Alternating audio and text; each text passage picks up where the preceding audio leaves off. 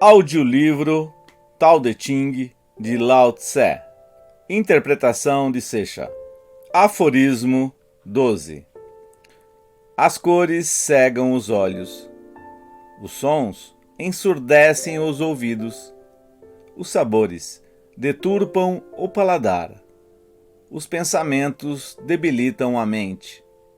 Os desejos desvitalizam o coração. O mestre observa o mundo, mas confia em sua visão interior. Permite o surgir e o partir das coisas. Seu coração permanece tão aberto quanto o céu. Aforismo 12, interpretação de Seixa. Em ocasiões, a própria escrita em prosa com a qual o Tao Te Ching se expressa torna difícil de encontrar o coração do que se deseja transmitir. Somos prioritariamente mecanicistas.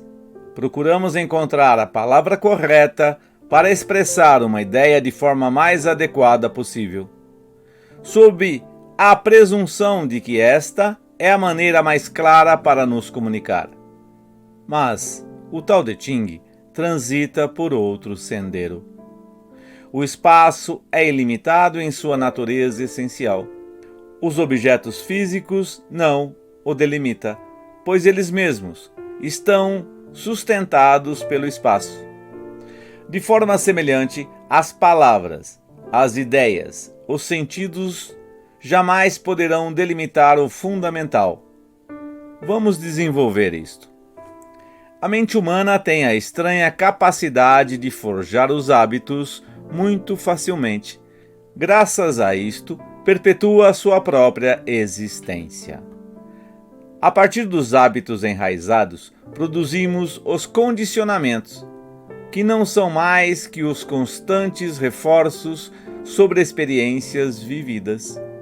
Por exemplo, fumamos uma e outra vez, nos prejudicamos, e logo com o passar do tempo, mesmo sabendo de como isto nos prejudica, não podemos evitar o contínuo fumar. Nos acostumamos a comer coisas que sabemos que engordam, que provocam o colesterol ou outros problemas. Mas seguimos com a má alimentação, porque os condicionamentos nos levam a não poder reagir de uma forma diferente à inércia que eles procuram.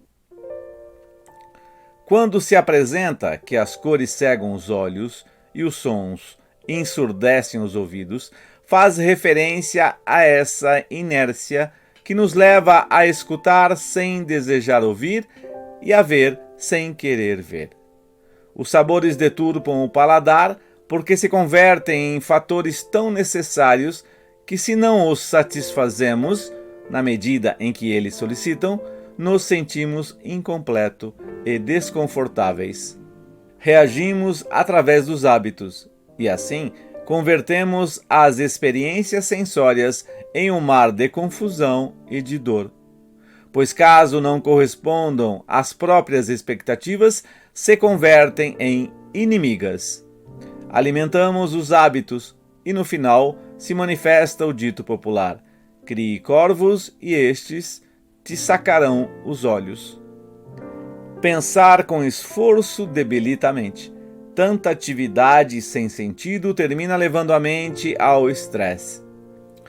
Os desejos desvitalizam o coração quando desejamos que se mantenha uma única direção.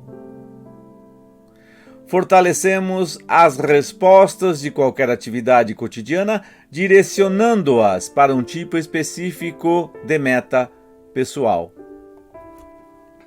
É assim como se torna impossível nos converter em pessoas naturais. Reagimos embasados em nossa história, a qual continuamente as alimentamos devido à constante identificação pessoal.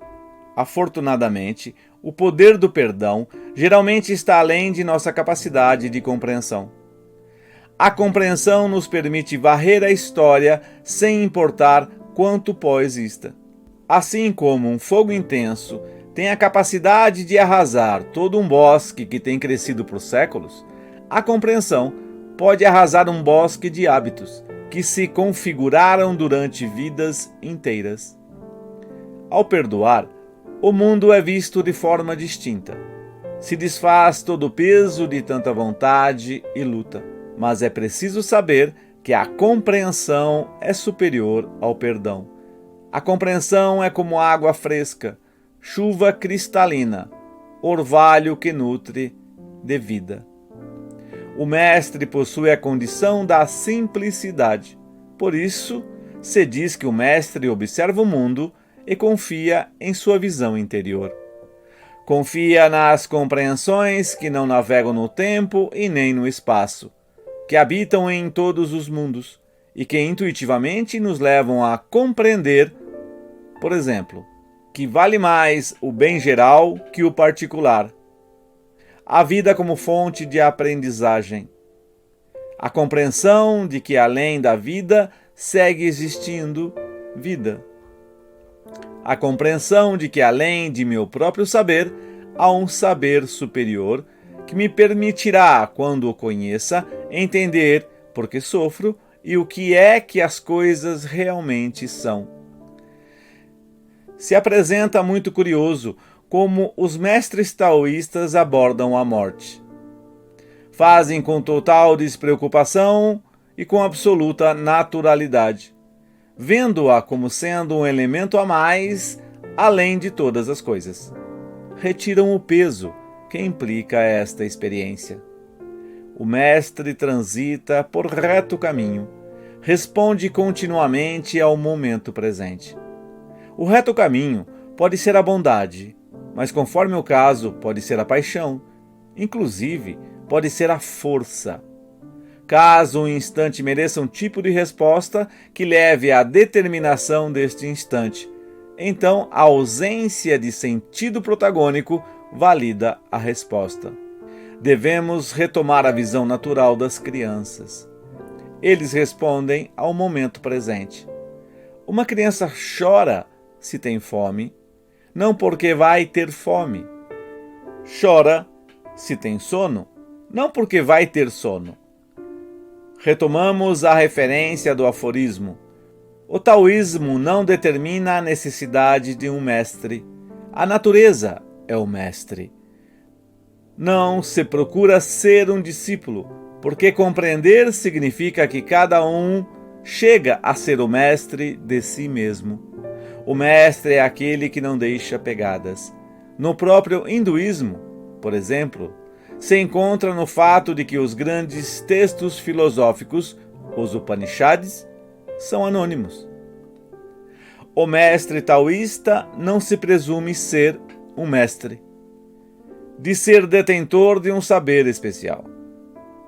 Em nossa cultura ocidental, é comum que os mestres, ou os pseudos-mestres, acreditam e supõem que têm que deixar pegadas através de seus discípulos. Isto faz com que os mestres desenvolvam uma particular forma de egoísmo, que esconde a necessidade de sua própria perpetuidade individual. Há mestres que inclusive não permitem que os seus discípulos cresçam, pelo simples fato de querer ser eles os únicos através do qual o ensinamento possa surgir. A necessidade da prevalência dos pseudos-mestres faz que ocorra a castração dos discípulos e que lhes cortem as asas para impedir o voar pelos imensos universos do mundo interior. O taoísmo não é assim. Não lhe interessa falar de mestres, nem sequer lhe interessa sê-lo. Preferem converter o momento presente em um evento de respostas naturais. Lhe interessa a infinitude de um instante, contrário à projeção de um futuro próprio ou de um passado já acontecido e pessoal. Fim do aforismo 12 do audiolivro Tao Te Ching de Lao Tse. E obrigado ao mestre Seixas por ajudar-nos a romper as cognitivas correntes ilusórias da ignorância.